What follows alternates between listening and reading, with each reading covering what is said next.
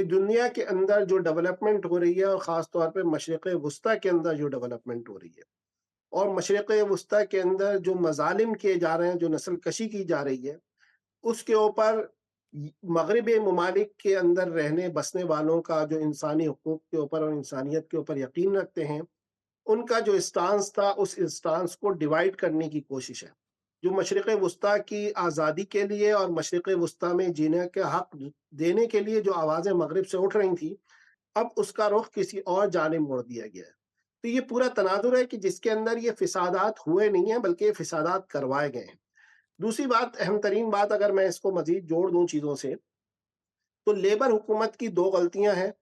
پہلی غلطی یہ ہے کہ اس نے مسلمانوں کو اس بات پر آمادہ کیا کہ وہ حکومت کے ساتھ مل کر کام کریں اور معاشرے کے اندر مزید تقسیم کا باعث نہ بنے،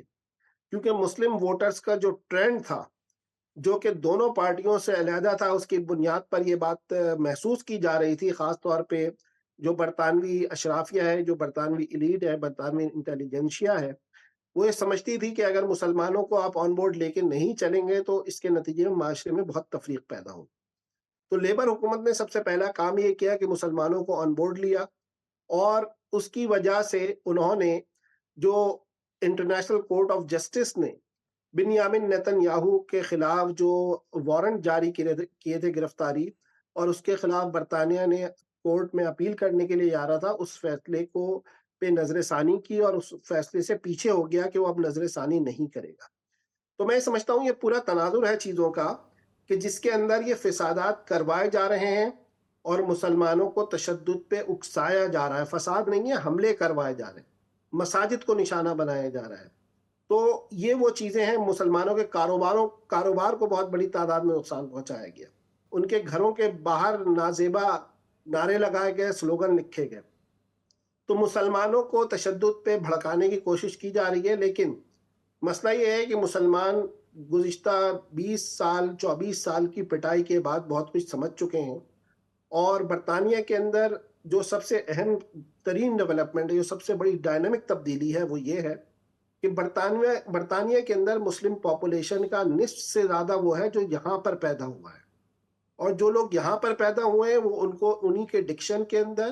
انہی کے ایڈیمز کے اندر، انہی کی زبان کے اندر، انہی کی دلیل کے اندر وہ بات سمجھا رہے ہیں جو شاید میں اور آپ نہیں سمجھا سکتے۔ یہ وہ برطانوی معاشرے کے اندر ایک بہت بڑی تبدیلی ہے جس کی وجہ سے لوگ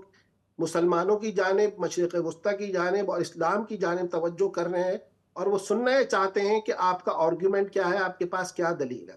تو میں سمجھتا ہوں کہ ان چیزوں سے ڈائیورٹ کرنے کے لیے پورا ایک فنومینا بنایا گیا ہے، اور یہ فنومینا بنایا جاتا رہے گا۔ تو میں سمجھتا ہوں کہ جو بھی آپ کا نصب العین ہے، جس چیز کی جانب مشرق وسطیٰ کے المیے کی جانب جو مسلمانوں نے مغرب کے اندر بہت بڑا کارنامہ انجام دیا ہے، ان کو اس چیز کو نمایاں رکھنا چاہیے اور اس کو زندہ رکھنا چاہیے جب تک اس کا کوئی قابل قبول حل نہ نکل آئے۔ ڈاکٹر